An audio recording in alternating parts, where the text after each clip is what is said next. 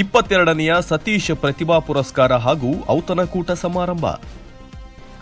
ಬೆಳಗಾವಿ ಜಿಲ್ಲೆ ಗೋಕಾಕ್ ಹಿಲ್ ಗಾರ್ಡನ್ನಲ್ಲಿ ದಿನಾಂಕ 14 ಫೆಬ್ರವರಿ 2026ರಂದು 22ನೇ ವರ್ಷದ ಸತೀಶ್ ಪ್ರತಿಭಾ ಪುರಸ್ಕಾರ ಹಾಗೂ ಔತಣಕೂಟ ಸಮಾರಂಭ ನೆರವೇರಿತು.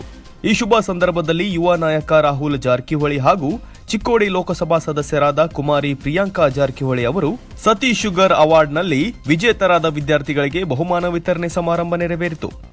ಕ್ಯಾಮರಾ ಪರ್ಸನ್ ದತ್ತಾರಾಮ್ ಬಿ ಜೊತೆ ನಿರಂಜನ್ ಶಿರೂರ್, ಶ್ರೇಯಾ ನ್ಯೂಸ್ ಕನ್ನಡ, ಗೋಕಾಕ್.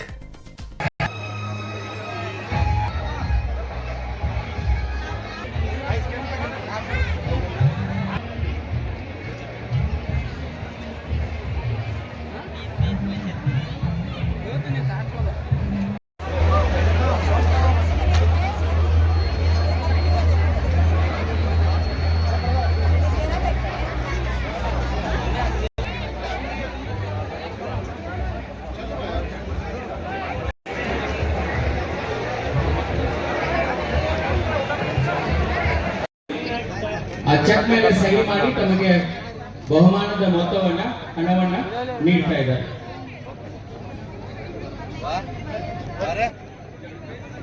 ಬಹಳಷ್ಟು ಜನ ವಿದ್ಯಾರ್ಥಿಗಳು ಇರೋದ್ರಿಂದ